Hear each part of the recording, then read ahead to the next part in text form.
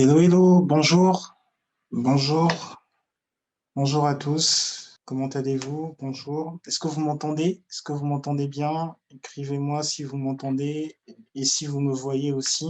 Écrivez-moi en commentaire, dites oui, on te voit, on t'entend. Bonjour, bienvenue, bienvenue, bienvenue pour ce moment de culte, ce culte qui va être très spécial, très spécial. Nous allons nous remettre entre les mains du Seigneur, même si nous l'avons déjà fait de mon côté. Nous allons les remettre entre les mains du Seigneur avec vous. Nous allons commencer par une prière. Père, nous te rendons la gloire, nous te rendons l'honneur pour cette journée. C'est la journée que tu as faite. C'est ta journée. Ce n'est pas notre journée, mais c'est ta journée. Ça veut dire que c'est le jour où tu es valorisé, c'est le jour où tu es glorifié. Ça veut dire que ce sont les instants où toi, tu as toute la place, ce sont les instants où toi, tu as toute la prépondérance. Les hommes célèbrent des fêtes, les hommes célèbrent des anniversaires, les hommes se réjouissent parce qu'ils ont un jour dans l'année où ils ont été manifestés. Mais en fait, toi, tu es manifesté tous les jours. Et c'est parce que tu es manifesté tous les jours, justement, qu'il y a une raison d'être en vie, qu'il y a une raison de pouvoir sourire, qu'il y a une raison de pouvoir se lever le matin, qu'il y a une raison de pouvoir justement se coucher le soir. Parce que lorsqu'on se couche le soir, on se dit que l'on va se reposer, mais qu'on va se réveiller encore le lendemain pour faire quelque chose. Il y a une raison de se réveiller le lendemain et il y a une raison de se coucher le soir parce que toi, tu te manifestes tous les jours. C'est pour cela que nous te disons merci. Nous croyons en ta gloire. Nous croyons en tes portes ouvertes. Nous croyons en tes portes ouvertes de révélation, en tes portes ouvertes de bénédiction. Nous te disons merci. Merci pour ta bienveillance. Merci pour ton amour. Merci pour l'équité de nos cœurs. Merci pour la sagesse que tu distribues. Merci pour les dons spirituels que tu révèles. Merci pour la connaissance de ta parole que tu donnes. Merci pour la connaissance de qui tu es. Merci surtout pour l'intimité.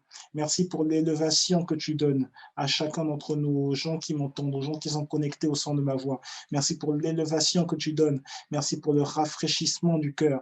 Merci pour la vigueur. Merci pour la bonne santé. Merci pour la direction de la réussite. Et merci pour la réactivité. Merci pour la réactivité. Merci pour la réactivité.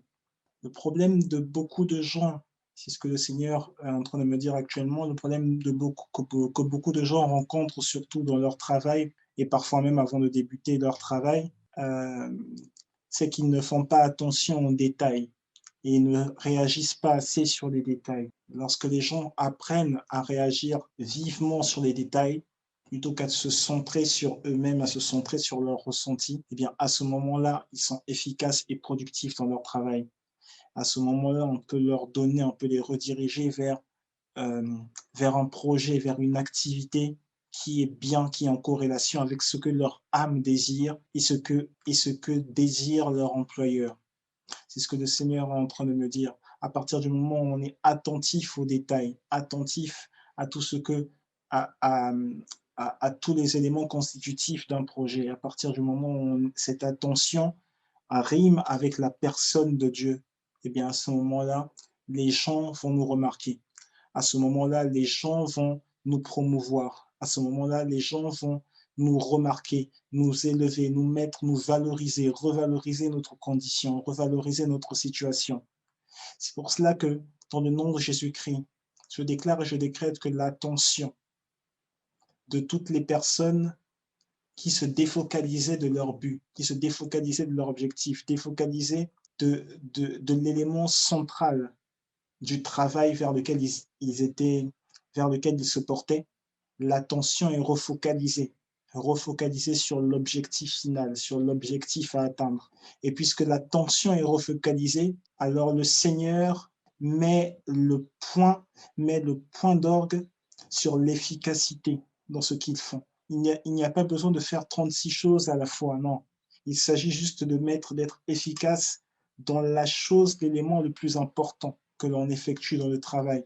Cela va être la même chose également au niveau des cours scolaires, au niveau des examens. Mais le Seigneur rafraîchit, il rafraîchit les dons, il rafraîchit l'audace, il rafraîchit l'intelligence, il donne de l'intégrité et il apprend à chacun à se connaître au travers du don, du talent qu'il avait révélé, le don, le talent qui se révèle alors que chacun est dans son activité personnelle, dans son activité professionnelle, dans son activité qui est constructive, son activité estudiantine. Le Seigneur rafraîchit le don qui permet à chacun de se connaître, de se découvrir et d'être efficace et productif. Seigneur, nous te rendons toute la gloire pour ce culte où tu enseignes, où tu rediriges, tu redimensionnes selon ce qu'est la réalité et la vérité de la parole de connaissance. Nous te laissons toute la place. Nous te laissons toute la place en ce jour saint, en ce jour consacré. Comme tous les jours te sont consacrés, aujourd'hui est encore une journée qui t'est consacrée et qui t'est consacrée encore plus, alors que nous sommes rassemblés ce soir, cet après-midi, pour t'adorer et pour te rendre tout l'honneur. Opère des miracles, opère des signes, opère des prodiges, ouvre les portes pour cette semaine et manifeste la concrétude de Dieu. Dieu est concret. Dieu n'est pas un objet d'imagination. Dieu est réel et est concret. Démontre-le au travers de nos vies, dans le nom précieux de Jésus-Christ. Amen, amen, amen, amen. Donc, bienvenue à vous, bienvenue à tous, bienvenue à vous pour cette journée, pour ce culte. Bienvenue à vous. On ne va pas perdre de temps. On va aller assez rapidement. On va aller assez rapidement au niveau de la parole de Dieu. Mais juste avant qu'on y aille, il y a un mot, le Seigneur est en train de me dire, il met cet accent là-dessus qu'il est important. Alors c'est pour une personne en particulier. C'est une personne qui a du mal à accepter la différence. Donc, je pense qu'il y a une notion de spirituel, mais aussi un peu une notion de caractère là-dedans. Le Seigneur est simplement en train de dire à cette personne qu'il faut voir la différence comme étant une vertu, c'est-à-dire quelque chose qui permet de compléter quelque chose qui est associé aux expériences passées, mais qui permet de complémenter ces expériences pour apporter une nouvelle richesse. La différence n'est pas quelque chose qui vient pour frustrer. Ce que j'entends encore, c'est qu'en fait, il faut faire face à cette différence, non pas pour avoir raison dans un sujet, mais pour se découvrir et pour se développer. Donc, il y a une notion, je le dis encore, il y a une notion de spirituel, il y a une notion d'enseignement. Donc, c'est valable. Voilà, je vois clairement maintenant cette personne qui est en train de parler de Jésus, de parler du message de la grâce, et les gens sont en train de dire non, justement, c'est quelque chose de faux, c'est pas réel, la grâce de Dieu dans la vie de tous les jours, ça ne se manifeste pas. Accepte cette différence, si on me dit accepte cette différence, à toi qui en entre de dire ce genre de choses, que les dons de parole de connaissance, c'est pas vrai, accepte cette différence, mais prends-la comme un élément propulseur pour te valoriser. Par exemple, parler du message de la grâce, ça veut dire qu'effectivement, Dieu nous soutient. Le message de la grâce, c'est que Dieu nous soutient dans notre faiblesse et il nous rend plus forts que tout. Mais ça ne signifie pas effectivement que Dieu demande à chacun de ne rien faire, de s'asseoir, d'avoir les bras croisés, de ne plus avoir à travailler, de ne plus avoir à s'occuper de sa famille. Voilà. Donc, accepte cette différence parce que les gens, effectivement, vont se rendre compte que dans la réalité, ils doivent faire des choses, ils doivent fournir des efforts. C'est une réalité parce que Dieu a appelé l'homme, Dieu a donné un cerveau, des bras à l'homme pour que l'homme fasse différentes choses. C'est une réalité. Mais la grâce de Dieu vient pour amplifier la puissance, elle vient pour amplifier les facultés de l'homme. La grâce de Dieu vient pour relever là où l'homme avait des doutes, là où l'homme éprouvait des doutes, là où l'homme avait du mal à agir par lui-même. Et bien la grâce de Dieu vient pour augmenter la force de l'homme, augmenter les attributs, les capacités de l'homme et vient pousser l'homme, l'être humain, à se rendre compte justement que l'être humain est en Christ, l'être humain est illimité. C'est ce que vient faire la grâce de Dieu. La grâce de Dieu vient montrer, on va parler du temps de parole de connaissance, et bien la grâce de Dieu vient montrer justement qu'on peut avoir la connaissance de différents faits, la même connaissance que Dieu a des différents faits, alors que l'être humain de lui-même ne peut pas avoir cette connaissance. Donc la grâce de Dieu vient comme un élément propulsant, un élément propulsateur pour faire quitter une condition qui semblait limitée par les dires, par ce que les gens entendent, par ce sur quoi les gens se focalisent, eh bien, la grâce de Dieu vient emmener à une dimension supérieure que personne ne connaît, que personne n'a vu, que personne n'a expérimenté, et qui fait simplement se dire au bout du compte, waouh, ce Dieu-là est tellement grand, mon cerveau ne peut pas le limiter. Donc, voilà, le but, c'était pas enseigné en fait sur le principe de la grâce de Dieu, c'est parce que Dieu m'a donné quelques précisions sur cette personne, sur ce que cette personne ressent et sur ce que cette personne vit. Voilà. Ce que je dis aussi, là, c'est valable au quotidien. On a besoin, il faut de tout pour faire un monde. Il faut de tout pour faire un monde. Et c'est justement dans les milieux où il y a des contestations, parce que dans les milieux où il y a énormément de contestataires, c'est bien dans ces milieux-là que Dieu opère justement des miracles. Donc voilà, c'était un mot pour une personne. Je sais bien de qui il s'agit, je n'ai simplement pas besoin de mentionner son nom. Alors, la parole de connaissance. On va lire un texte, on va commencer par notre premier texte, on va lire Jean chapitre 2, et on va lire les versets 23 à 25. Jean chapitre 2, les versets 23 à 25. Moi, je vais vous les lire. Jean chapitre 2, je lis les versets 23 à 25 dans la version Thomson. Pendant que Jésus était à Jérusalem, lors de la fête de la Pâque, beaucoup crurent en lui en voyant les signes miraculeux qu'il faisait. Mais Jésus n'avait pas confiance en eux, parce qu'il les connaissait tous. Il n'avait pas besoin qu'on le renseigne sur les hommes, car il savait lui-même ce qui est dans l'homme. Aujourd'hui, on va lire beaucoup de passages. Je ne vais pas forcément aller dans la définition de l'origine des mots, mais par contre, effectivement, on va bien étudier les passages. On va voir vraiment de quoi il s'agit. Donc, accrochez-vous, je vais aller lentement, mais ça va pas. Il faut bien s'accrocher quand même pour comprendre vraiment de quoi il s'agit.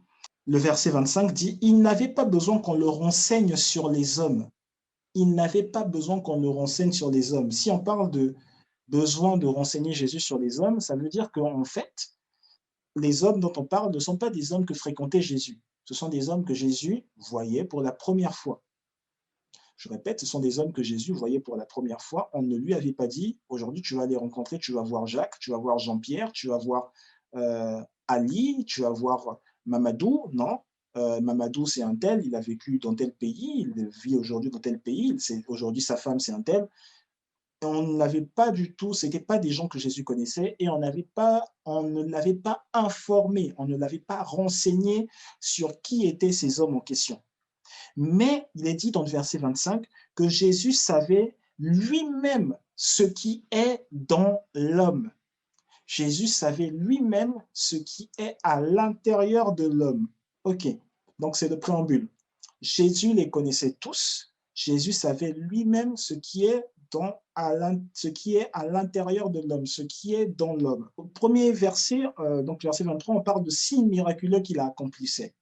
Avant la mort de Jésus, Jésus dit, celui qui croit en moi fera les mêmes choses que moi, bien plus, il en fera de plus grandes. L'apôtre Paul va même nous dire que le Christ habite en nous au moyen de la foi. Son esprit habite en nous. Ce qui veut dire que son esprit s'est identifié aux chrétiens. Et donc, ça veut simplement dire que lorsque la Bible dit ici, dans ce passage rédigé par l'apôtre Jean, que Jésus connaissait tout ce qui est dans l'homme et il n'avait pas besoin qu'on le renseigne sur les hommes, cela signifie que donc, dans le contexte du chrétien qui a Jésus en lui et qui peut faire les mêmes choses que Jésus fait et qui vont en faire plus, le chrétien n'a pas non plus besoin qu'on le renseigne sur les hommes. Et le chrétien peut lui aussi savoir ce qui est à l'intérieur de l'homme. Le chrétien peut également savoir ce qui est dans l'homme. C'est ramené, ce que j'ai lu ici est ramené dans le contexte du chrétien. Donc, on va continuer de lire. On va lire Jean chapitre 1 et on va lire à partir du verset 43.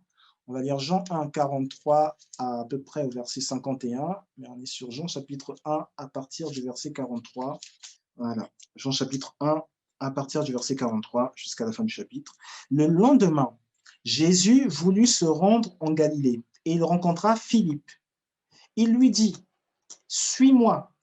Philippe était de de Bethsaïda, la ville d'André et de Pierre.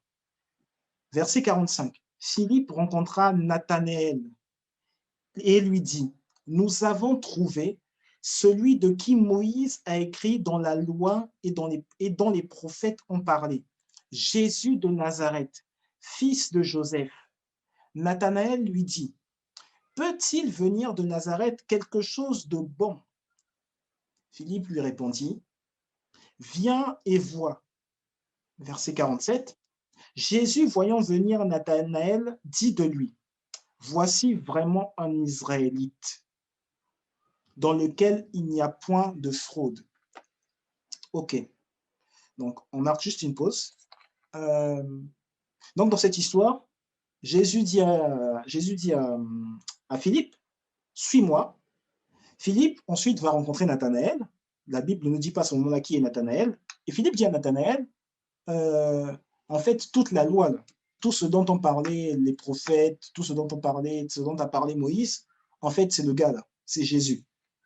Nathanaël, et si tu dis, mais je me dis qu'il vient de Nazareth, est-ce qu'il y a quelque chose de bon qui peut venir de Nazareth? Cette phrase est prononcée en fait dans un contexte particulier. Cette phrase est prononcée dans la discussion entre Philippe et Nathanaël, mais cette phrase aussi est prononcée parce que Nathanaël a une certaine connaissance de, en fait, qui devait être la personne, justement, dont parlaient la loi et les prophètes. Ce Nathanaël, donc, est emmené par Philippe vers Jésus, et Jésus voit Nathanaël. Dès qu'il le voit venir, la Bible dit, Jésus, voyant venir Nathanaël, dit, « Voici vraiment un Israélite dans lequel il n'y a point de fraude. » Cette phrase semble flagrante parce que, dans ce contexte-là, Jésus n'a jamais vu Nathanaël. Jésus n'a jamais vu Nathanaël, et quand Philippe emmène Nathanaël vers Jésus, c'est bien pour le présenter à Jésus et pour faire donc les présentations que Jésus aussi connaisse Nathanaël. Jésus lui répond directement, c'est la première fois, « Voici vraiment un Israélite. » Il dit, « Ah, toi, tu es vraiment un Israélite, parce qu'en toi, il n'y a point de fraude. » Le verset qu'on a lu tout à l'heure disait que Jésus n'avait pas besoin qu'on nous renseigne sur les hommes parce que Jésus savait tout ce qui est dans l'homme. Et ici, la Bible dit, Jésus parle directement à Nathanaël, il dit, bah, en fait, tu es un véritable Israélite parce qu'en toi, il n'y a point de fraude. Donc Jésus parle de ce qu'il y a en Nathanaël. Et Nathanaël lui dit, il lui répond, suite à cette interlocution, Nathanaël lui dit, mais d'où me connais-tu? Tu dis cela, d'où est-ce que tu me connais? Et Jésus lui répond, avant que Philippe t'appelât, dans le contexte aujourd'hui, avant que Philippe ne t'appelle, quand tu étais sous le figuier, je t'avais vu. Quand tu étais sous le figuier, je t'avais vu. Nathanaël est surpris de la phrase de Jésus et Nathanaël répond et dit, Rabbi, tu es le Fils de Dieu, tu es le roi d'Israël. Et Jésus lui répond, parce que je t'ai dit que je t'ai vu sous le figuier, tu crois. Tu verras de plus grandes choses que celles-ci. Ok. Donc, Jésus lui a dit, je t'ai vu sous le figuier. Nathanaël est surpris. Nathanaël, à partir de ce moment-là, Nathanaël dit, mais tu es vraiment le Fils de Dieu. Nathanaël est surpris de la précision de ce que dit Jésus, qui en fait ne le connaissait pas. Qu'est-ce qui se passe ici? Le figuier, ici, c'est un symbole. En fait, traditionnellement, dans la tradition juive, les gens qui étudiaient, les maîtres en fait juifs, qui étudiaient les textes juifs, ils se mettaient sous l'ombre d'un figuier pour étudier justement les Écritures. Donc, il est certain en fait que Nathanaël, par cette phrase de Jésus, on reconnaît en fait que Nathanaël avait certainement cette habitude et qu'il était certainement justement un des maîtres de la loi, une des personnes qui connaît la loi. Pas forcément une des personnes qui enseigne la loi, mais une des personnes qui connaît vraiment la loi. Et ça veut dire qu'en fait, on se rend compte que si Nathanaël était une personne qui connaît la loi, cela signifie que lorsqu'en fait, il a répondu à lorsqu'il a répondu à Philippe, dans le verset 46, il dit, peut-il venir de Nazareth quelque chose de bon? Cela signifie qu'en fait, il savait que dans la loi, dans ce que disent les prophètes, dans ce que dit Moïse, il ne devait pas, le Messie ne devait pas venir de Nazareth. Le Messie devait venir d'ailleurs. Donc c'est pour cela en fait qu'il avait réagi ainsi en disant, mais peut-il venir de Nazareth quelque chose de bon? Parce qu'il dit, mais selon la loi, en fait, non, le Messie ne viendrait pas de Nazareth. Le Messie viendrait d'ailleurs. Autre sujet. Et du coup, lorsque Jésus lui dit, mais en fait, moi, je t'ai vu sous le figuier, ce que Jésus est en train de lui dire, mais en fait, en vrai, tu es un maître de la loi. C'est parce que tu es un maître de la loi que j'arrive à voir en toi qu'il n'y a point de fraude. Tu es véritablement un Israélite, c'est-à-dire quelqu'un qui s'est construit sur la loi qui était donnée à Israël.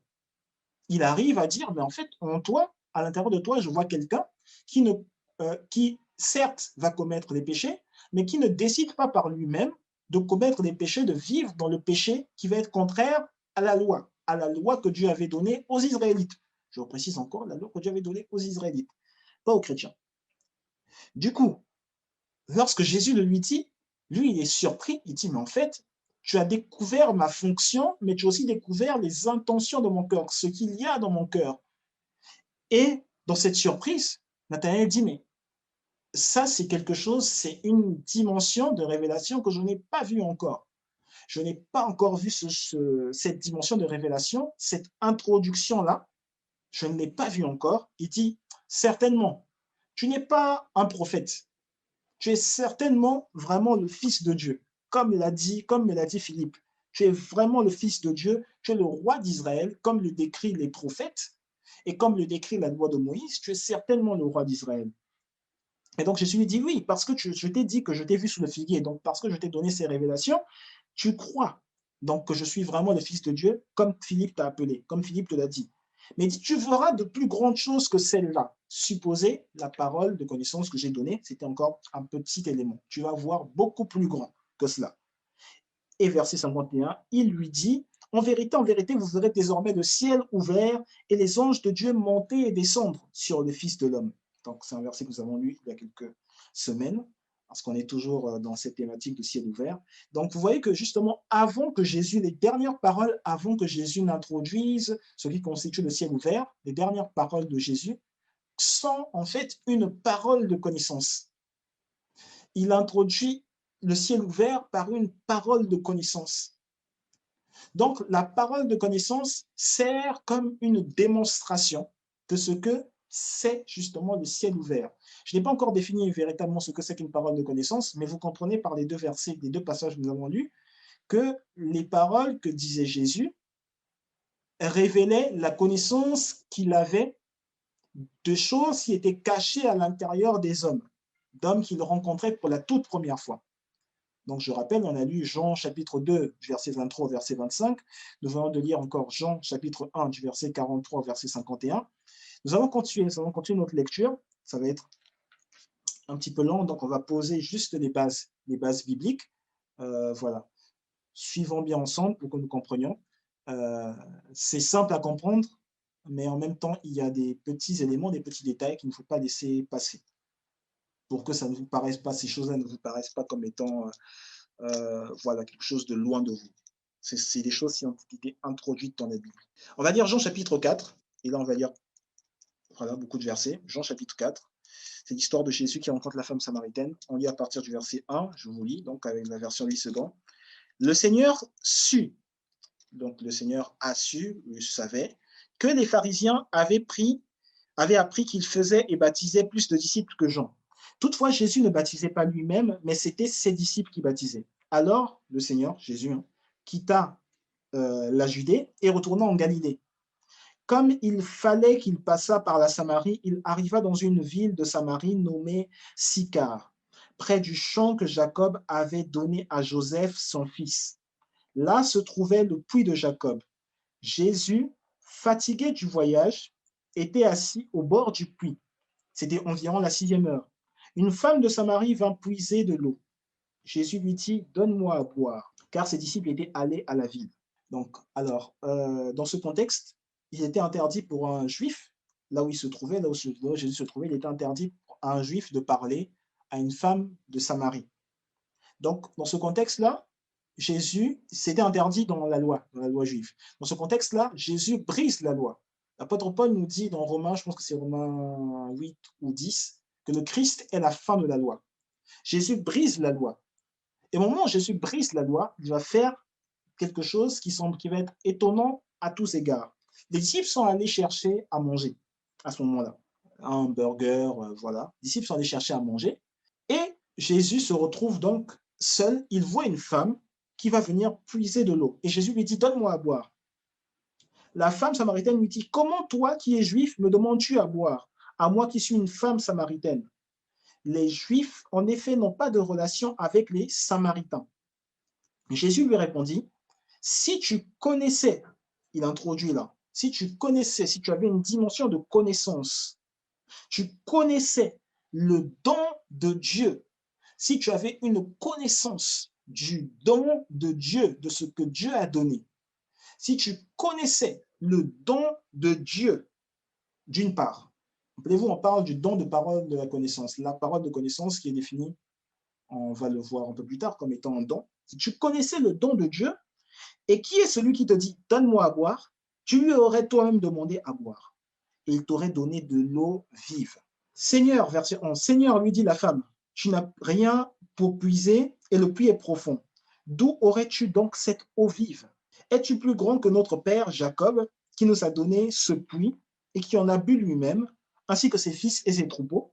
Jésus lui répondit, quiconque boit de cette eau aura encore soif. Mais celui qui boira de l'eau que je lui donnerai n'aura jamais soif. Et l'eau que je lui donnerai deviendra une source d'eau qui jaillira jusque dans la vie éternelle. Donc ça jaillira jusque dans la vie éternelle. Donc il est en train de supposer même qu'à ce moment-là, il n'y a pas de vie éternelle. Verset 15. La femme lui dit, Seigneur, donne-moi cette eau afin que je n'ai plus soif et que je ne vienne plus puiser ici.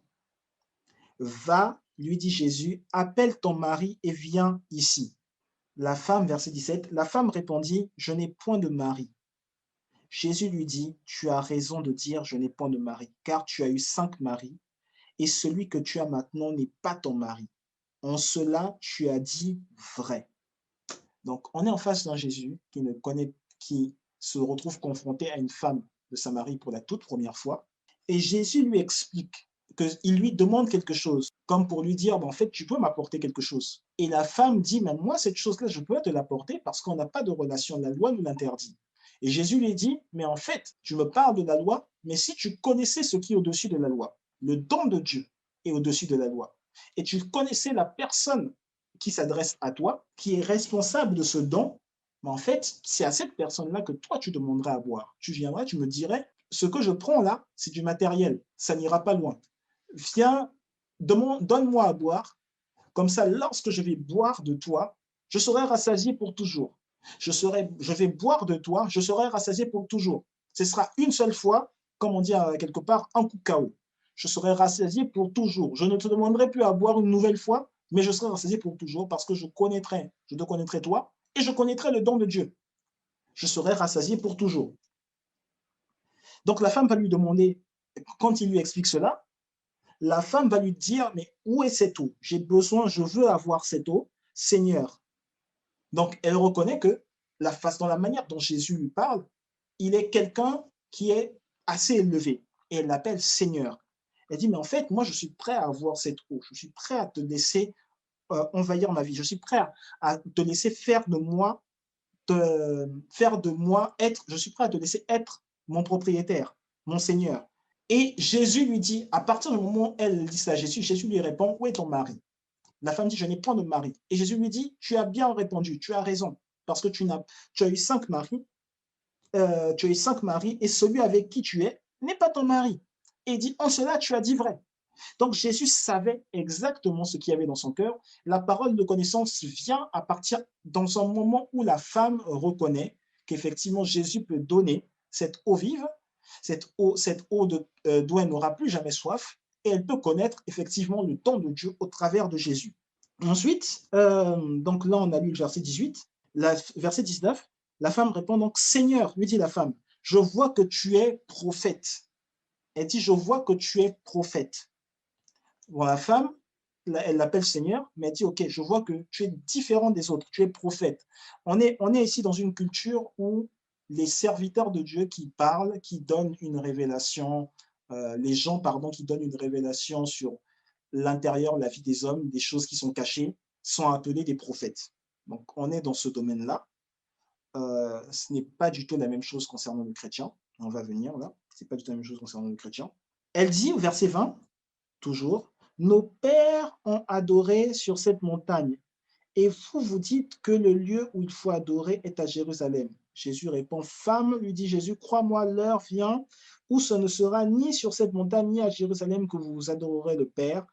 Vous adorez ce que vous ne connaissez pas, encore une fois la connaissance, nous adorons ce que nous connaissons car le salut vient des Juifs, ok?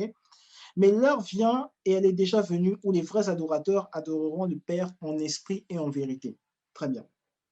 En esprit, en vérité. Je voulais juste toucher la dimension de l'esprit pour dire qu'à partir du moment en fait, où Jésus parle de cette eau, de ne plus avoir soif, Jésus introduit en fait une dimension spirituelle. Il dit, en fait, si tu es en face de moi, tu vas venir, tu vas m'adorer, tu vas adorer le Père en passant par moi, et l'adoration sera en esprit. Elle ne sera plus centrée sur ce que tu vois, elle ne sera plus centrée sur la chair, et la connaissance que tu auras des choses sera une connaissance en esprit qui surpasse la connaissance que tu as jusqu'alors.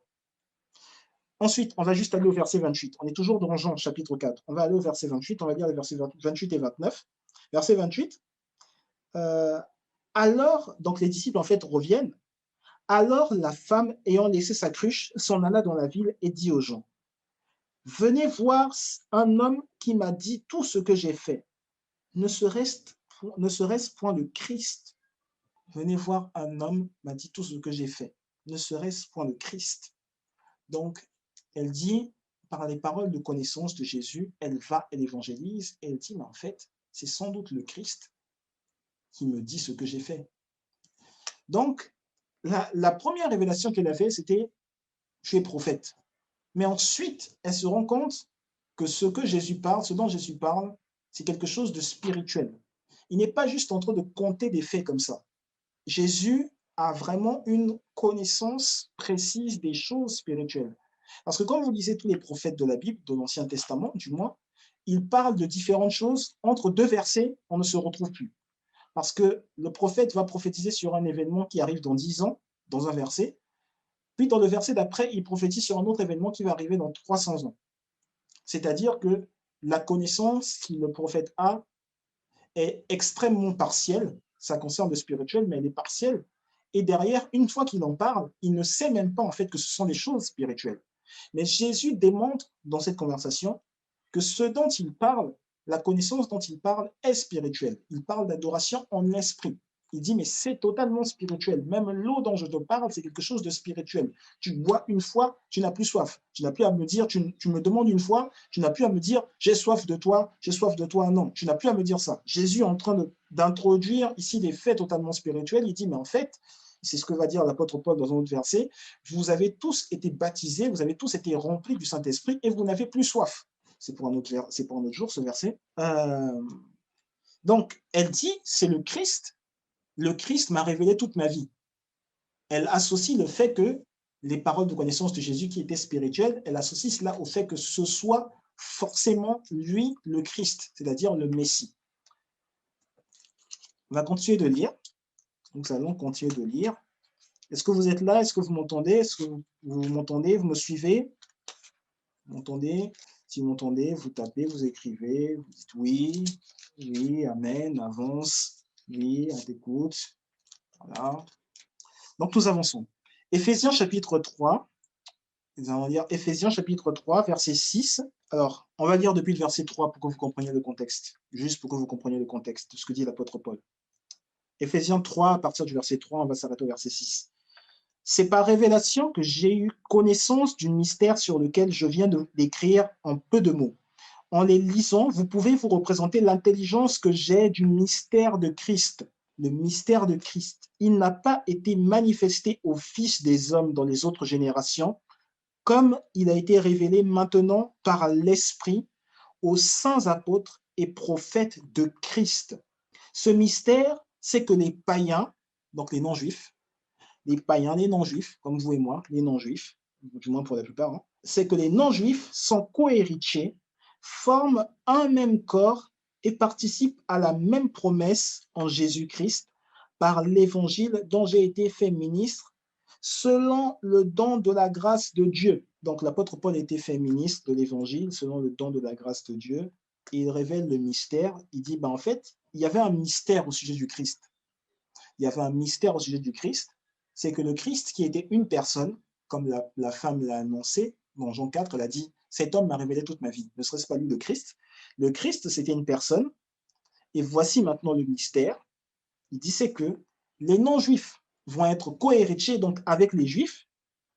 Ils forment un même corps. Les non-juifs, ils forment un même corps, un ensemble, un corps.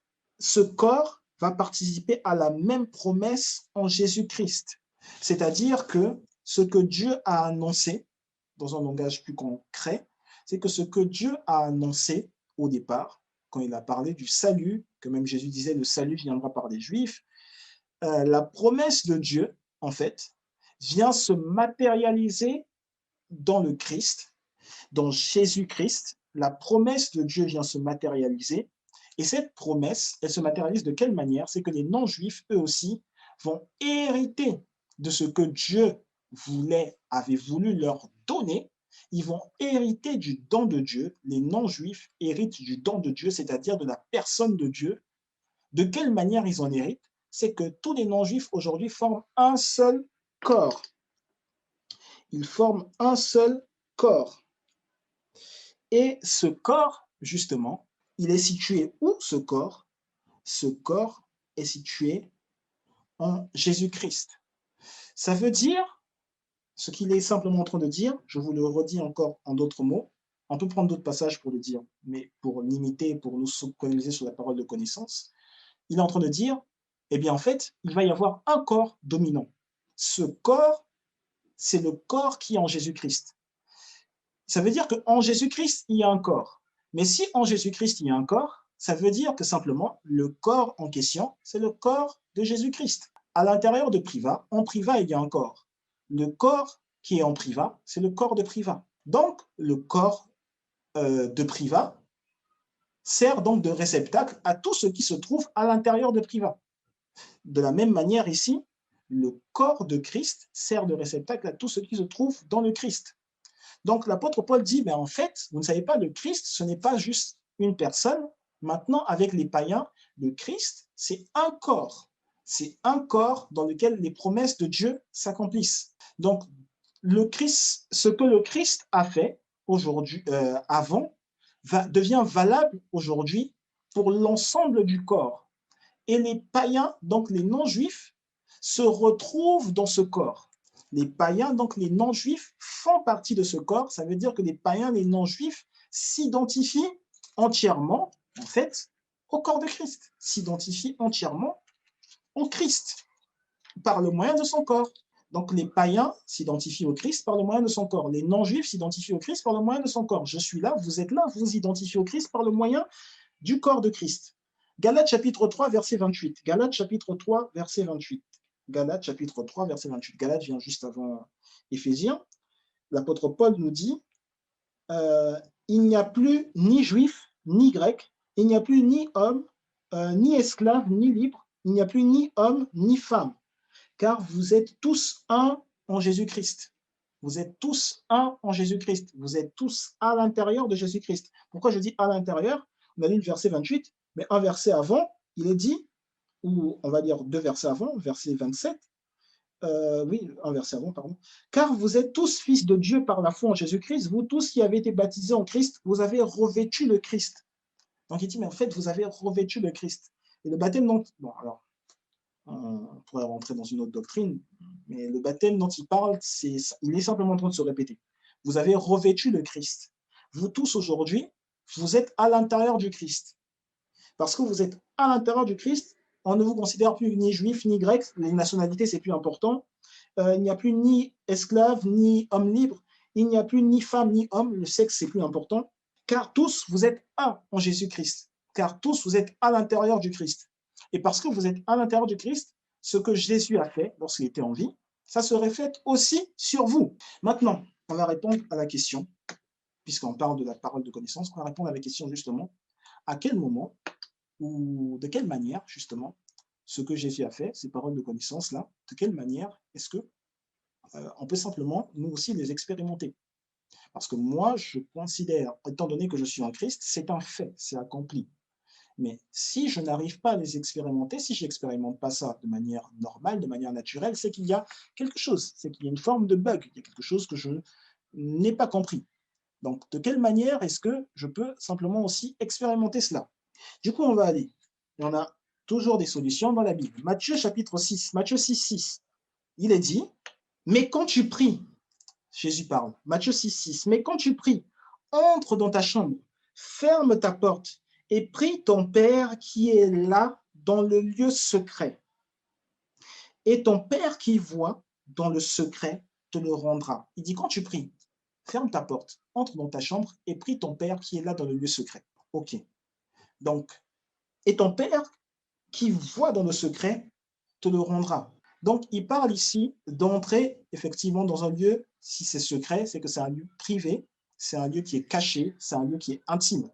Il est en train de parler ici d'un endroit isolé, d'un endroit qui est plus ou moins inconnu, ou d'un endroit où il y a des gens qui ne peuvent pas rentrer. Seulement un certain nombre de personnes peuvent entrer. Pour comprendre de quel type d'endroit il s'agit véritablement, on s'appuie, en lisant en concordance, Matthieu chapitre 14, verset 23, pour comprendre de quel type d'endroit il s'agit en analysant la vie de Jésus. Matthieu chapitre 14, verset 23. On garde Matthieu 6, 6 et on va dans Matthieu chapitre 14, verset 23. Quand Jésus lui renvoyait la foule, en fait, dans le verset d'avant, on disait qu'il y avait la foule qui le suivait. Quand Jésus renvoya la foule, il monta sur la montagne pour prier à l'écart. Et comme le soir était venu, il était là, sur la montagne, seul. Jésus était en train de prier sur la montagne. Vous voyez que dans Matthieu 6, 6, Jésus a dit, quand tu pries, va dans ta chambre et prie ton Père qui est là dans le lieu secret. Et ton Père qui voit dans le secret te le rendra. Mais ce que Jésus fait, Jésus ne va pas dans sa chambre. Jésus va prier à la montagne. Donc le lieu qui est secret en question n'est pas du tout la chambre. Pour les gens dont ce n'était pas forcément, pour qui ce n'était pas forcément compréhensif, au premier abord. Le lieu secret est un autre lieu. On a vu que Jésus allait à la montagne et Jésus priait. Quand on lit Marc chapitre 1, verset 35, Marc chapitre 1, verset 35, il est dit, vers le matin, pendant qu'il faisait encore très sombre, Jésus se leva et sortit pour aller dans un lieu désert où il pria. Jésus se leva et sortit pour aller dans un lieu désert où il pria. Donc, Jésus alla prier dans un lieu désert. Donc, dans un cas, on le voit aller prier à la montagne. Dans un autre cas, on voit qu'il va aller prier dans un lieu désert. Donc, il va prier dans un lieu où il se sait seul. C'est ce qu'on voit physiquement. Il se sait seul. Il va prier dans un lieu où il sait qu'il n'y a pas la foule, vu qu'il la renvoie. Il va prier dans un lieu où il se dit,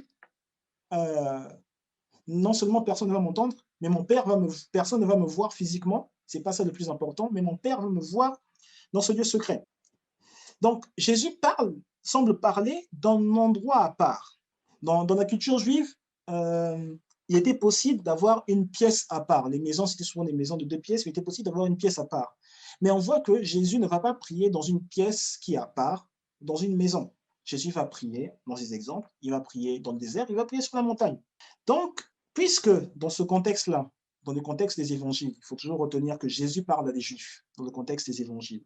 C'est pour ça que souvent on va lire des textes de l'apôtre Paul qui parlent à des chrétiens, par exemple. Donc, dans ce contexte, puisque Jésus parle des Juifs, on va aller voir dans les prophéties juives qu'est-ce qui va nous éclairer sur ce que peut être en fait ce lieu secret, même si on voit que Jésus semble aller dans un lieu où physiquement il n'y a personne.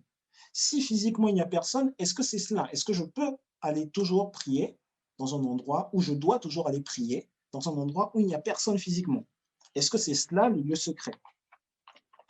On va lire le livre du prophète Ésaïe, Ésaïe 26, verset 20.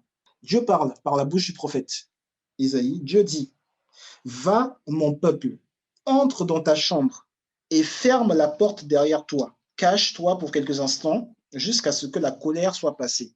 Va, mon peuple, entre dans ta chambre et ferme la porte derrière toi. Cache-toi pour quelques instants jusqu'à ce que la colère soit passée. » Donc, on se rend compte en se lisant cela que Dieu demande à ceux qui lui appartiennent d'aller se cacher dans un lieu de refuge, un lieu que les gens ne connaissent pas forcément, un lieu où ils pourront éviter ce qui est décrit dans l'Ancien Testament comme étant la colère de Dieu. Donc Dieu dit, mais en fait, allez dans un lieu secret, ce lieu secret vous servira de refuge.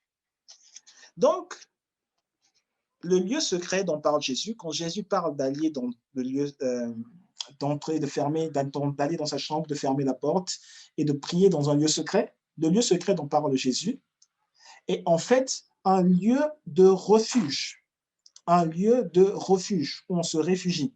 Ça veut dire que dans ce lieu, le but n'est pas juste de voir le Père ou de l'entendre nous parler, mais le but est déjà, d'ores et déjà, de se réfugier. C'est ce qu'on comprend ici. Le but est de se réfugier. Donc, une fois que l'on comprend que Jésus, dans Matthieu 6,6, chez l'enseignement de Jésus sur la prière, est en rapport avec un lieu qui sert de refuge, à ce moment-là, on peut déduire de quel lieu secret il s'agit. Mais on va le déduire encore par la Bible, par une référence de la Bible. Je rappelle juste ce que disait Matthieu 6,6. Mais quand tu pries, entre dans ta chambre, ferme ta porte et prie ton Père qui est là dans le lieu secret, et ton Père qui voit dans le secret te le rendra. Donc, j'ai fait un retour en arrière pour dire, on a vu que le lieu secret, ça ne semble pas forcément être un lieu physique, même si Jésus allait prier dans le désert, Jésus allait prier dans la montagne, Jésus allait prier dans des lieux où il n'y avait personne. Donc, ce n'était pas un lieu, il faisait des choses qui étaient plus ou moins différentes, même s'il y avait un point commun. Et le point commun, c'était que personne ne savait où il était et il ne voulait pas que les gens sachent où il était. Et c'est l'instruction que Dieu avait donnée. Cache-toi, va dans un lieu où ma colère ne va pas te toucher, dans l'Ancien Testament du moins.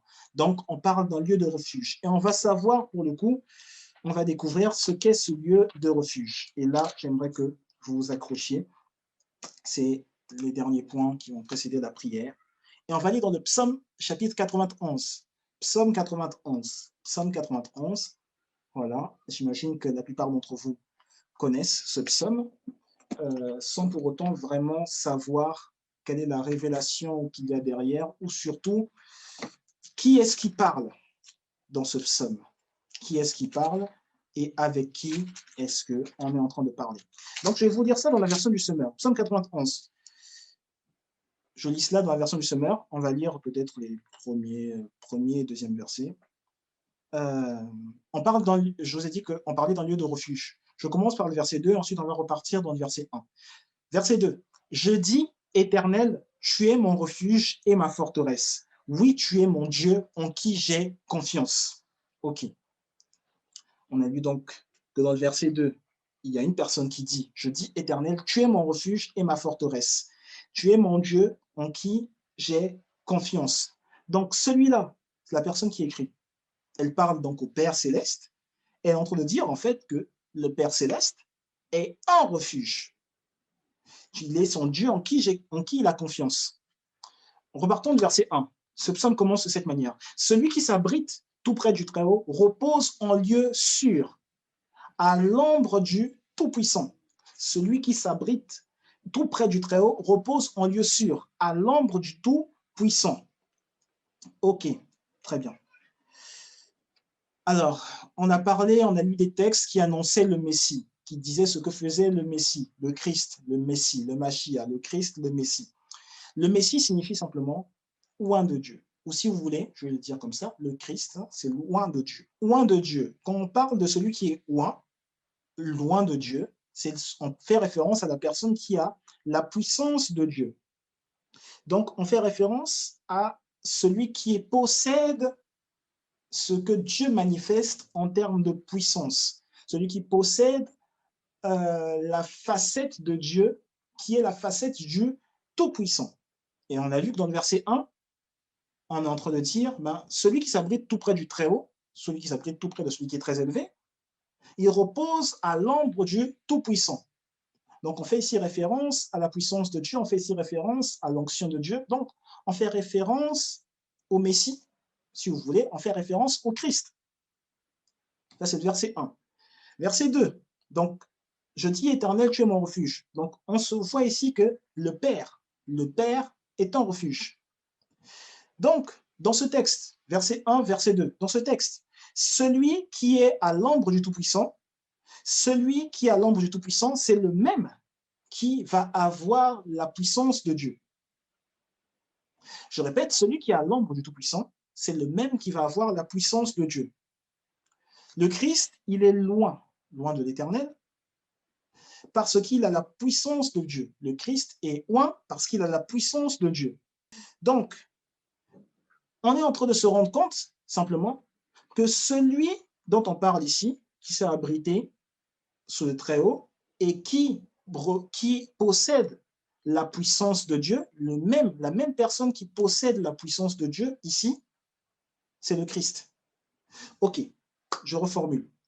La personne, dans le verset 1, il y a une personne qui est abritée dans le lieu sûr parce qu'il est abrité auprès du Père qui est très élevé.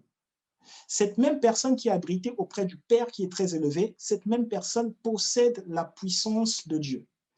Donc, si cette même personne possède la puissance de Dieu et que l'objectif ici est de parler du Père, parce que dans le verset 2, on voit que ici, le Père constitue un refuge, l'Éternel constitue un refuge, eh bien, en fait, la révélation qui est contenue dans le psaume de David, c'est que le dispensateur ou l'origine de la puissance de Dieu, ça vient du Christ.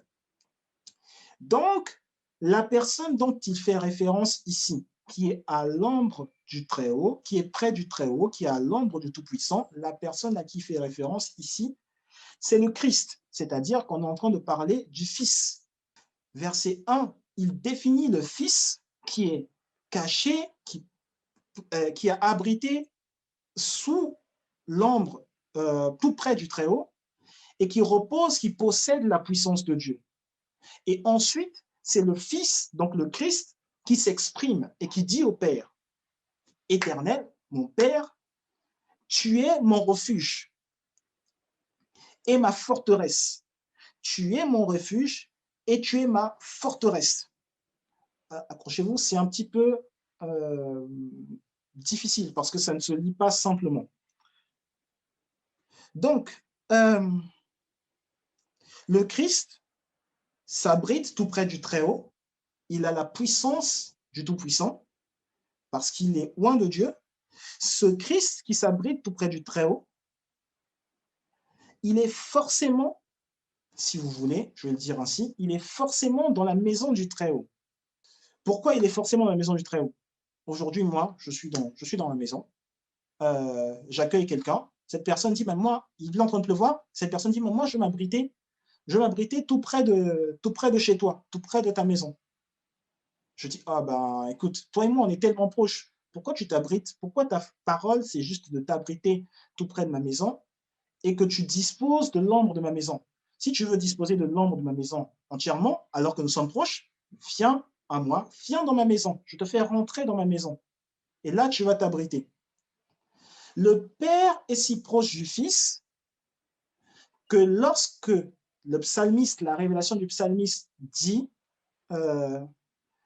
du moins dans la version du Semeur, qu'il s'abrite tout près du Très-Haut, eh bien, en fait, ce qui est caché derrière, c'est que le Fils est en fait dans la même maison que le Père. C'est-à-dire que le Fils est entièrement abrité à l'intérieur de la maison du Père. On peut faire une dialectique de pourquoi est-ce qu'on utilise très haut, pourquoi est-ce qu'on dit éternel, pourquoi on ne dit pas, voilà, pourquoi on ne dit pas Dieu, pourquoi on ne dit pas simplement Père. L'expression utilisée très haut signifie simplement, alors qu'il est très élevé, c'est vrai, mais il est surtout en train de mettre en valeur l'omniprésence de Dieu. C'est-à-dire que pour un Dieu qui est partout, il est possible de s'abriter à tout moment, tout près de ce Dieu, c'est-à-dire il est possible de s'abriter exactement à l'endroit où se trouve ce Dieu, parce que ce Dieu est partout. Donc, on a un point, on a juste un point, c'est que si on s'abrite dans la maison de Dieu parce que ce Dieu est partout, on a un point, c'est pourquoi, ou si vous voulez, comment on reconnaît la maison de ce Dieu-là, puisque ce Dieu est partout. Eh bien, c'est très simple, l'apôtre Paul nous dit, on va rester d'abord sur ce verset, mais l'apôtre Paul nous dit, ne savez-vous pas que votre corps est le temple du Saint-Esprit? Donc cela signifie que la maison de Dieu, c'est le corps du chrétien. La maison de Dieu, c'est le corps du chrétien. Donc cela veut dire, ce que dit ce texte, je vais essayer de le simplifier, c'est que lorsque tu acceptes totalement de t'abandonner à Dieu, de t'abandonner à l'appel de Dieu, au Dieu qui t'appelle, alors tu habites à l'intérieur de son corps. Quand tu acceptes de t'abandonner à Dieu, tu acceptes l'appel de Dieu, alors tu habites à l'intérieur de son corps.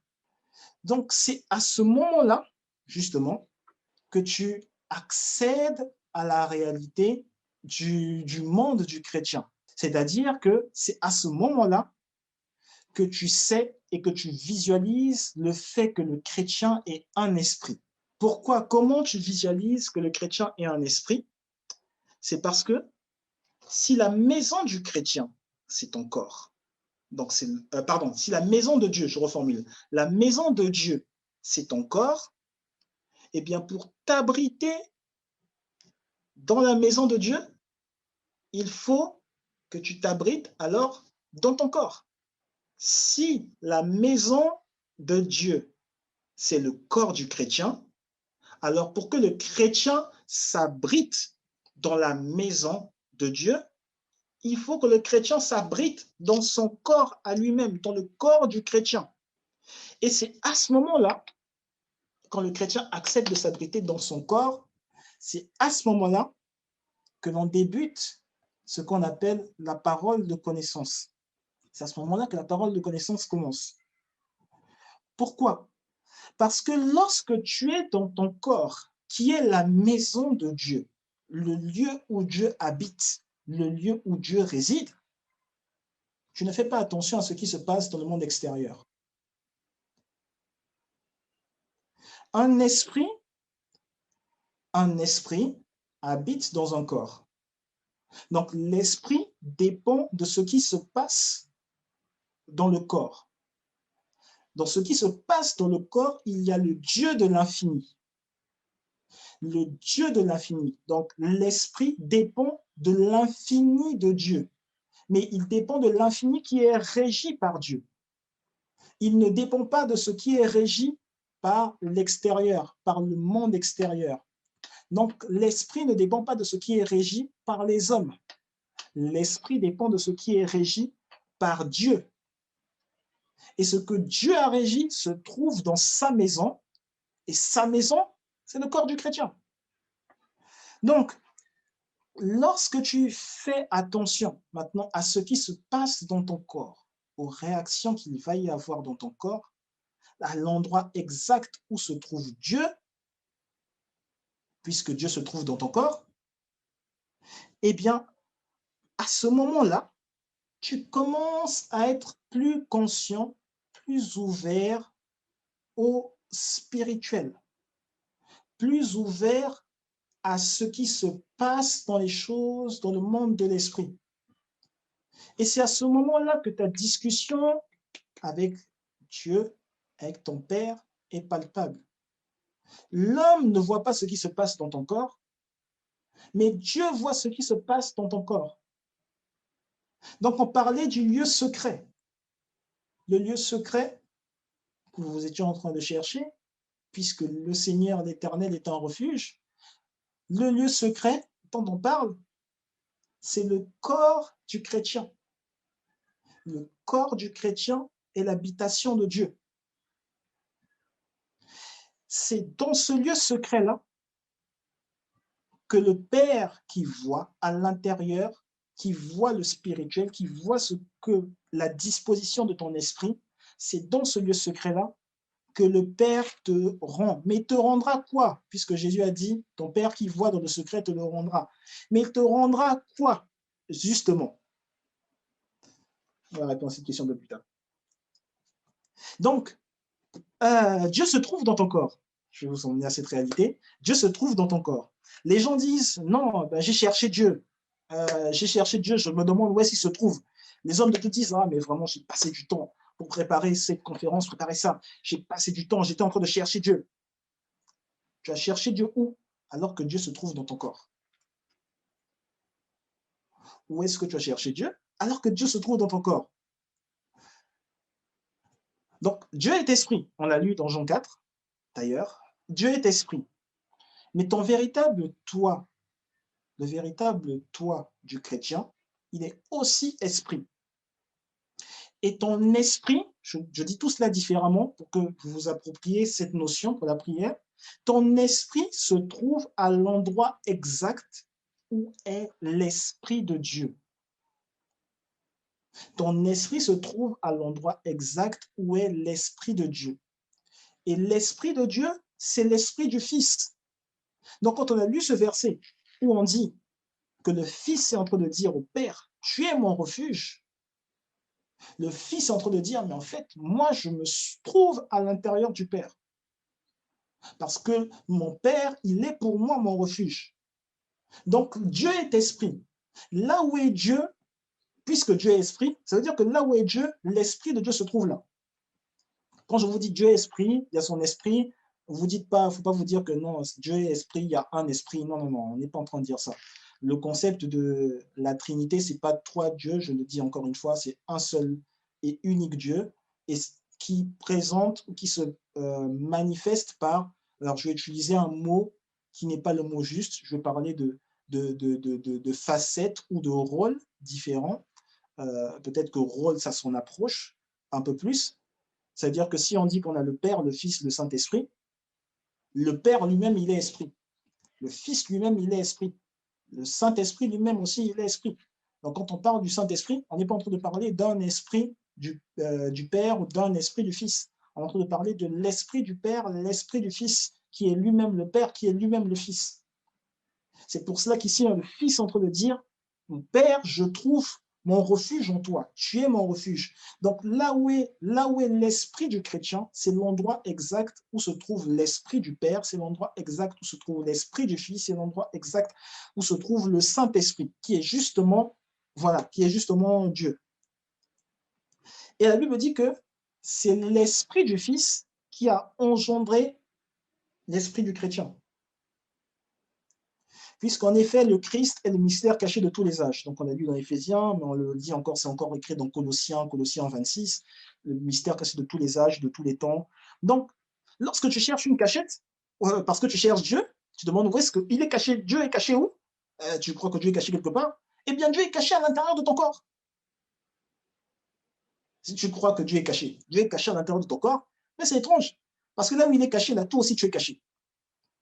Donc, Dieu s'est caché dans le lieu secret. Il est secret pour vous deux. Toi aussi, tu es au même endroit. Mais comme tu es au même endroit, en fait, tu n'as pas besoin de le chercher. Donc, ça veut dire que tout jeu de cache-cache là que tu fais avec Dieu, ah, je te cherche, voilà, tous ces jeux de cache-cache là, ça doit mener à qui? Ça doit mener au Christ. Puisque le Christ est en Dieu et le Christ t'a engendré, donc la Bible dit justement que c'est dans l'Épître aux Hébreux, je pense, le Seigneur est mon aide, donc le Seigneur est celui qui t'aide. On parlait d'un lieu de refuge, donc le refuge, c'est pour avoir besoin d'aide, pas parce qu'on a besoin d'aide, justement. Le Seigneur est celui qui t'aide. C'est-à-dire que le Christ est celui qui t'aide. Donc le Christ est ton refuge. Donc, si vous voulez, je le refais ainsi, si vous voulez séparer les choses de cette manière-là. Le Père est le refuge du Fils, mais le Fils, c'est le Père.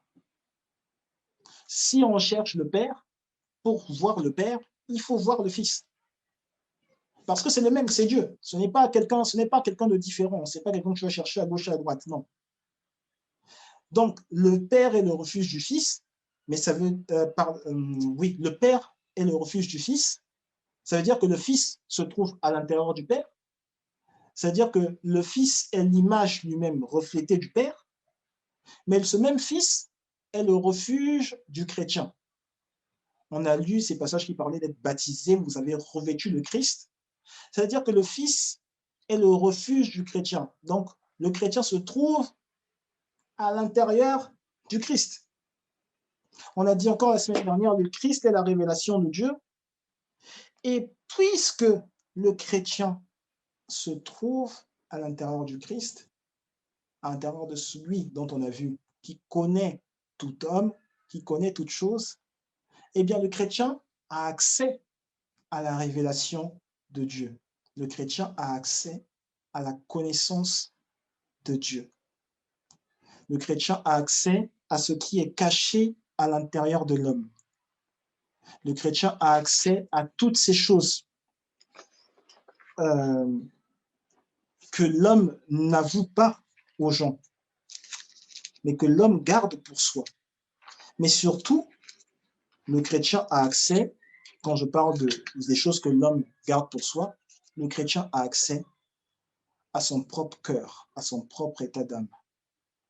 Ça veut dire qu'avant d'aller faire une forme d'autopsie sur quelqu'un d'autre, sur une autre personne, le chrétien peut connaître ce qu'il y a de mauvais dans son attitude à lui-même.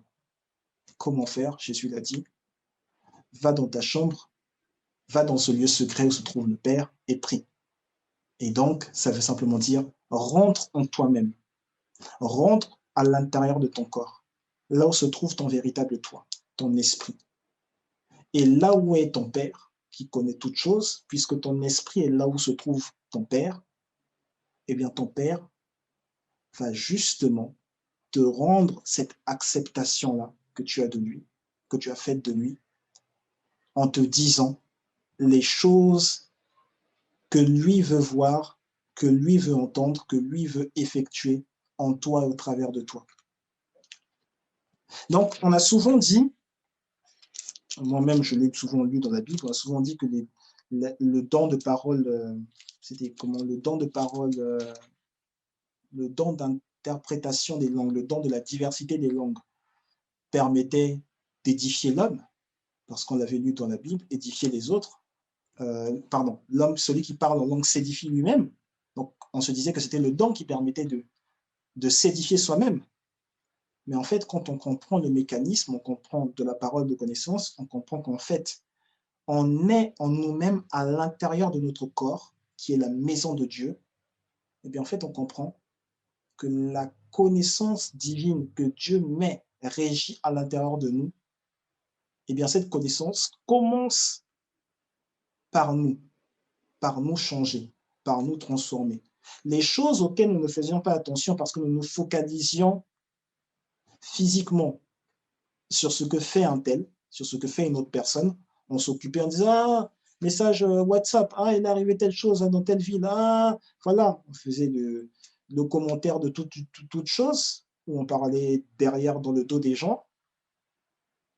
Eh bien, on va se rendre compte en rentrant en nous-mêmes quand on arrête de s'occuper de la vie des gens, on voit que Dieu a des choses à nous révéler sur nous-mêmes. Il a un changement à apporter en nous-mêmes parce que Dieu nous fait accéder à la connaissance que nous devrions avoir de nous-mêmes. La connaissance de ce que nous devons faire au moment où Dieu veut que nous le fassions. La connaissance de l'avenir que Dieu nous réserve à nous, la connaissance des pas et des choix que nous avons à faire dans notre vie. Je termine juste parce que je vois que l'heure est bien avancée. Je vais juste relire le verset qui nous a servi d'introduction. C'était Jean chapitre 2. On a lu les versets 23 au verset 25. J'avais lu avec la version Thomson, je la relis avec la version, je lis ce verset avec la version 8 secondes, du moins cet ensemble de versets. Jean chapitre 2, versets 23 à 25. Pendant que Jésus était à Jérusalem à la fête de Pâques, plusieurs crurent en son nom, voyant les miracles qu'il faisait. Mais Jésus ne se fiait point à eux, parce qu'il les connaissait tous et parce qu'il n'avait pas besoin qu'on lui rendît témoignage d'aucun homme. Donc la version Thomson disait qu'il n'avait pas besoin qu'on le renseigne sur un homme, car il savait lui-même ce qui était dans l'homme. Il savait lui-même ce qui était dans l'homme. Lorsqu'on se rend compte que Jésus est l'alpha et l'oméga, le commencement et la fin, qu'il est lui-même celui qui a dit que la lumière soit et la lumière fut, qu'il est, la Bible dit, la parole de Dieu. Ça veut dire qu'au moment où Dieu parle, c'est déjà le Christ. Dès que la Bible te dit, Dieu dit, c'est déjà le Christ. On n'a pas besoin de chercher où se trouve le Christ. On n'a pas besoin de dire, mais où est-ce qu'on voit le Christ dans l'Ancien Testament, dans tel livre? Toutes les fois, on te dit, Dieu dit, c'est déjà le Christ, qu'il est le créateur de toutes choses. on se rend compte que c'est lui qui a créé mon corps. Puisque c'est lui qui a créé le corps de l'homme, il connaît forcément ce qui se trouve à l'intérieur du corps de l'homme. Et si la Bible me dit maintenant que ce Christ-là, ce n'est pas juste un Christ individuel, c'est maintenant un ensemble, c'est un corps dans lequel se trouvent les non-juifs, dans lequel se trouvent les chrétiens.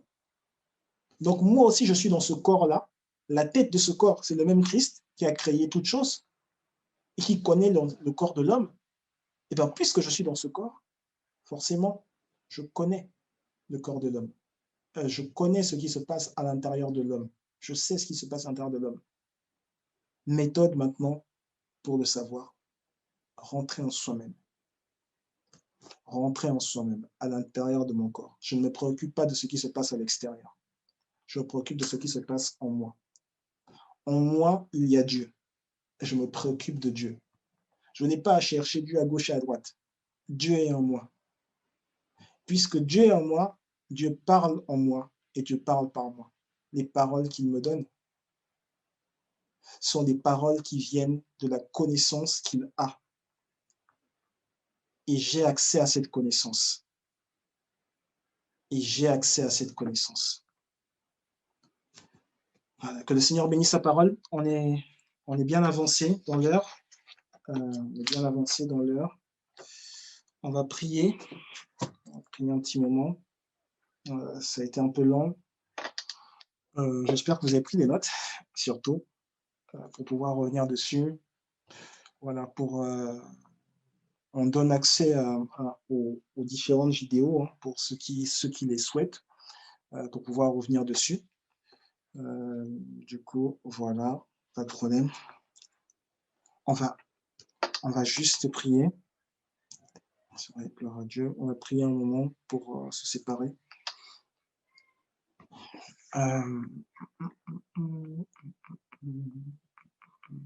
Ok, très bien.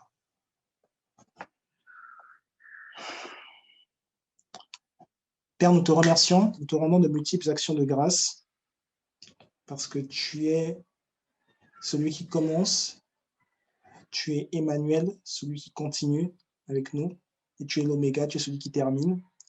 Merci de commencer, merci d'évoluer avec nous, merci de terminer, parce que c'est celui qui a commencé cette belle œuvre avec nous. Il est fidèle et juste pour la terminer. Merci de nous donner au centuple ce que nous espérions, ce de quoi nous avions besoin, ce dont nous avions besoin. Merci de nous le donner au centuple et de le manifester à un moment où nous acceptons justement de rentrer en nous-mêmes et de te parler. Nous sommes à l'intérieur de nous et nous connaissons les choses que tu veux nous faire entendre de notre personne. Merci pour ta sagesse. Merci pour ton intimité. Merci pour ta révélation. Il y a une jeune fille, effectivement, c'est une jeune fille. Il y a une jeune fille à qui Dieu demande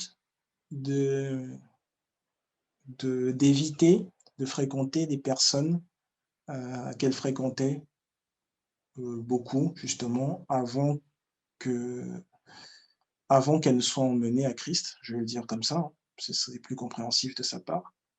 Dieu lui demande d'éviter de fréquenter ces personnes-là et d'être sage dans ses choix, dans ses paroles. Donc c'est une jeune fille à qui le Seigneur est en train de dire cela. Voilà.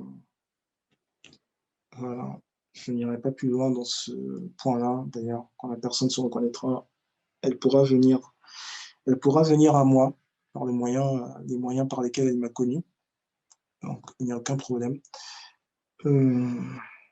Seigneur, nous te remercions. Nous te remercions parce que non seulement tu connais nos cœurs, mais tu ne te limites pas à nous donner des orientations. Tu interviens toi-même pour que la direction, les directives que tu nous montres soient atteintes par nous, par tes pieds, par tes pas. Merci parce que ta parole guide, ta parole dirige, ta parole rend pur, elle purifie. Comment le jeune homme rendra-t-il pur son sentier? C'est en se dirigeant d'après ta parole. Et merci aussi parce que tu es le Dieu des interventions rapides.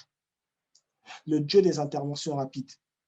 Alors, là où nous sentions que nos familles n'arrivaient point, avaient du mal à évoluer, là où nous sentions des troubles dans nos corps, intervient de manière efficace. Nous te demandons, Seigneur, interviens de manière efficace.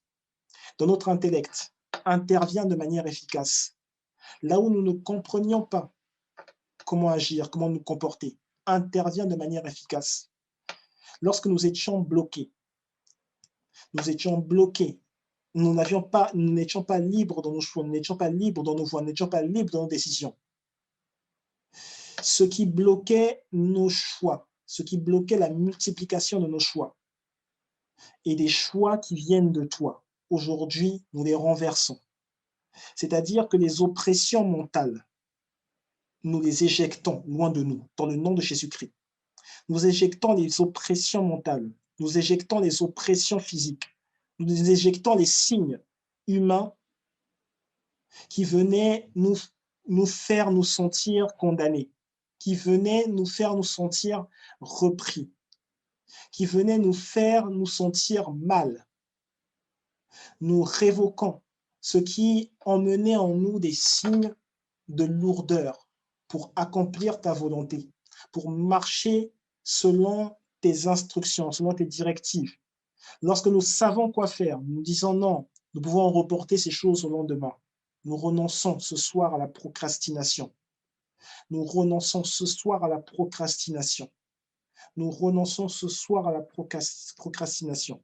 Et alors que nous sommes réunis ce soir, nous disons encore une fois que ta main puissante s'étende sur nos familles, que ta main puissante s'étende sur ce qui nous caractérise, la voiture, la maison, le travail, que ta main puissante s'étende sur nos objets, sur nos portes, sur nos vêtements, sur nos figures, sur ce que nous touchons, ce à quoi nous pensons, ce que nous faisons, que ta main puissante s'étende encore pour renverser la main de l'ennemi, pour renverser les mains occultes, la main du diable.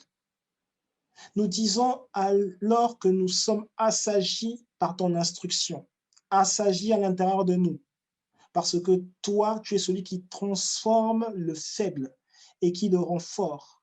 Nous sommes assagis par tes choix, assagis par tes conseils, assagis par tes directives. Nous savons que tu nous donnes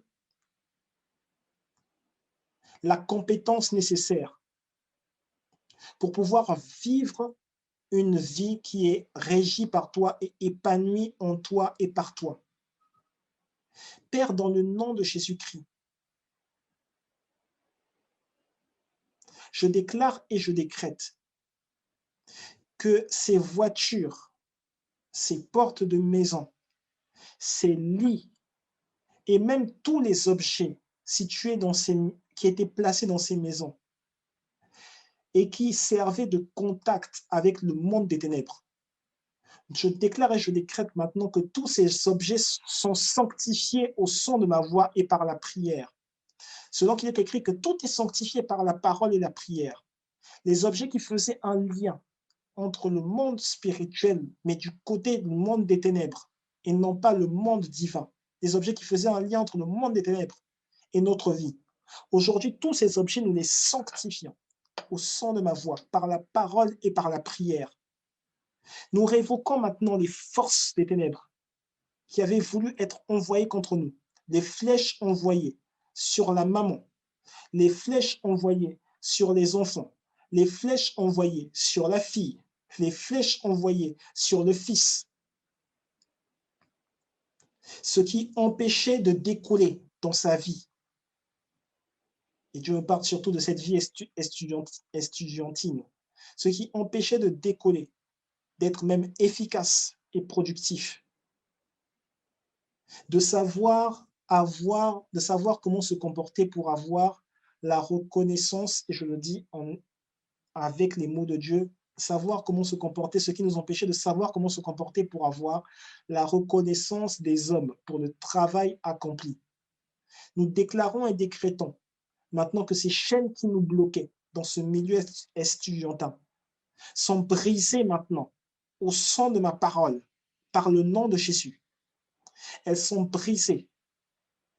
Il n'y a plus de condamnation pour quiconque est en Christ. Il n'y a plus de condamnation pour quiconque est en Christ. Il n'y en a plus aucune. Nous déclarons et décrétons maintenant la cessation des doutes, des peurs, les démons qui venaient emmener la peur dans la nuit, les démons qui venaient emmener la peur dans le rêve, les démons de peur, les démons d'inquiétude. Nous les repoussons et nous les éjectons loin de nos vies, dans le nom de Jésus-Christ. Les démons de doute, les démons d'inquiétude, nous les repoussons et nous les éjectons loin de nos vies, loin de nos familles, dans le nom de Jésus-Christ. Les démons qui venaient se saisir, qui voulaient emmener, contrôler même un corps en se saisissant du dos, du bas du dos, en se saisissant des membres inférieurs, des membres supérieurs. Les douleurs mystères, nous les révoquons, nous les condamnons et nous les imputons à justice. Nous confessons maintenant, porte ouverte sur la guérison, porte ouverte pour la guérison, porte ouverte pour la guérison des membres supérieurs et des membres inférieurs du corps. Porte ouverte pour la puissance de l'onction de Dieu, mais porte ouverte aussi pour ce miracle financier. Porte ouverte pour cette semaine, le miracle financier qui se produit. Porte ouverte pour l'argent qui apparaît. Porte ouverte pour l'argent qui apparaît. Porte ouverte pour ce miracle financier. Porte ouverte dans le nom de Jésus-Christ. Nous déclarons que le feu de Dieu va brûler, calciner ce qui n'est pas de Dieu à l'intérieur de ce corps. Le feu vient pour façonner, vient pour former, mais le feu de Dieu élimine et éradique les substances qui ne viennent pas de Dieu à l'intérieur du corps. Le feu de Dieu retire des tempes, des oreilles, l'attitude de nonchalance, l'attitude d'incompréhension. Le feu de Dieu élimine au niveau du cerveau, au niveau de la tête. Le feu de Dieu élimine ce qui apportait incompréhension, ce qui apportait manque de concentration. Le feu de Dieu élimine, calcique, éradique ce qui empêchait d'être connecté entièrement à la sagesse et à l'intelligence de Dieu. Le feu de Dieu éradique les semences du diable. Le feu de Dieu élimine les semences du diable. Et le feu de Dieu emmène à une manifestation pure de la sainteté de Dieu, de la vie de Dieu. Nous déclarons délivrance des familles, délivrance des corps, mais aussi guérison des corps et guérison des cœurs. Nous déclarons la puissance du feu de Dieu agit et se manifeste dans l'entièreté du corps, des pieds à la tête. Les pieds qui aident à aller, à avancer et à réussir dans toutes ces entreprises. Les pieds qui aident à gravir des échelons. Parce que Dieu attend chacun au sommet. Parce qu'avec Dieu, nous sommes toujours la tête. Le Christ est la tête de toutes choses. Ce n'est pas le côté diabolique qu'on trouve dans le spirituel qui serait la tête de quoi que ce soit. Le Christ est la tête de toutes choses. Nous déclarons que le feu de Dieu qui brûle dans nos corps, qui brûle dans les pieds, nous emmène au sommet de nos finances, au sommet de nos valeurs intellectuelles, au sommet de nos valeurs morales. Nous serons irréprochables dans nos actes. Personne ne pourra se passer de nous dans notre travail. Personne ne pourra se passer de nous. Parce que le témoignage que tu rends dans notre cœur du Saint-Esprit, les paroles que tu spécifies dans notre corps, sont des paroles qui servent de guide, mais qui nous servent aussi à être totalement remplis et capturés, captivés par toi. Seigneur, nous te remercions pour cette journée, pour cette soirée, et nous bénissons ton saint nom avec de multiples actions de grâce pour ce que tu fais, pour ton intervention rapide et pour toi qui nous enseignes sur ce qu'est véritablement la parole de connaissance et ce qu'est la connaissance divine. Dans le nom de Jésus-Christ, nous avons prié. Amen. Amen. Amen. Amen. Nous sommes arrivés à la fin de notre culte. Je tenais à vous remercier tout un chacun pour votre présence. Tout à l'heure, j'ai vu l'homme de Dieu, le pasteur Brice Maya. Merci. J'ai eu un petit bug, je suis désolé. Tout à l'heure, j'ai vu l'homme de Dieu, le pasteur Brice Maya. Merci d'avoir été présent, merci d'avoir été parmi nous. Voilà, merci à, je regarde, je vois iPhone de Julia. Merci à Julia. Ce prénom me parle. Ce prénom me parle, ça doit être sur internet, effectivement. Merci à Julia. Voilà, Julia, n'hésite pas à m'écrire aussi sur internet, juste après, hein, juste après le culte. N'hésite pas à m'écrire. Merci à Sabrina. Oui, ouais, Instagram, ouais. Sabrina, merci. N'hésite pas aussi à m'écrire après le culte. Merci à tout un chacun. Merci à Nobel, merci à Kessie, merci à Rodrigue, merci à Tina. Je pense que derrière Tina, il y a Yoro. Merci à tout un chacun pour ces moments. Nous allons,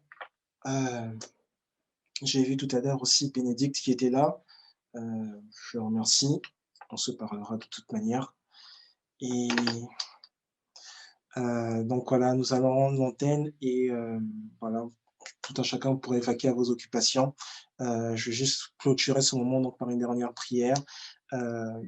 Père de gloire, Père de bonté, nous te remercions pour tout ce que tu as effectué. Merci pour ta présence palpable. Merci pour le don de la vie et merci pour le don de la foi en Jésus-Christ qui a été acquise et qui nous permet d'agir comme toi, agir comme le Christ a agi, faire exactement ce que le Christ a fait, faire exactement ce que toi tu fais. Merci de nous permettre de nous centrer sur toi. Merci de nous permettre de savoir, même en lisant les Écritures, qui parle, comment est-ce que tu parles. Les Écritures sont inspirées de toi, mais ce n'est pas en réalité, ce n'est pas un homme qui parle. En vérité, c'est toi qui parles. Tu nous montres même, tu arrives même à narrer un discours qui s'est produit dans le sein de ta personne, c'est-à-dire que le Père a parlé avec le Fils, mais tout cela, c'était Dieu. Merci pour ce discours qui n'est pas du tout une imagination, mais ça nous montre exactement de quelle manière nous savons communiquer avec toi, par le moyen de la prière.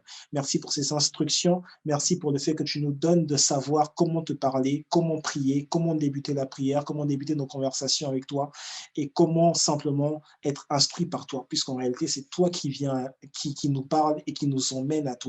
Et nous te disons merci pour cette immense grâce de reposer à toi, de reposer avec toi et de nous confier en toi.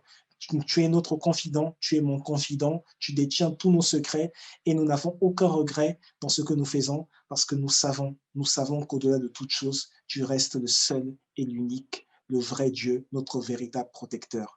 Merci pour cette semaine, semaine de joie, semaine de paix, semaine agréable, semaine de vie, semaine de bonté, semaine de grâce, semaine d'amour, semaine de vérité, semaine d'exactitude, semaine où notre profession n'est point une lourdeur, semaine où notre profession, nous l'effectuons en étant joyeux, parce que nous sommes exactement à l'endroit où toi, tu voulais que nous soyons. Et nous sommes exactement à l'endroit où toi, tu te trouves. Et là où toi, tu te trouves, il y a abondance de joie, il y a abondance de paix, il y a abondance de sérénité, il y a abondance de bonté, il y a abondance d'amour. Dans ton palais, tout s'écrit gloire. Alors nous disons gloire à toi, mon Dieu, pour ce que tu as fait, et gloire à toi pour cette semaine, pour cette soirée. Dans le nom de Jésus-Christ, nous avons ainsi prié. Avec action de grâce. Amen. Amen. Amen. Amen. Amen. Merci beaucoup. Et je vous souhaite un très bon dimanche, une très bonne soirée. Et on se dit la semaine prochaine pour la suite, justement, de la parole de connaissance. Parce qu'en fait, on n'a pas vraiment abordé. Hein. Et on se dit à la semaine prochaine, dimanche, pour la suite de la parole de connaissance. Bye bye. Bye bye. Bye bye.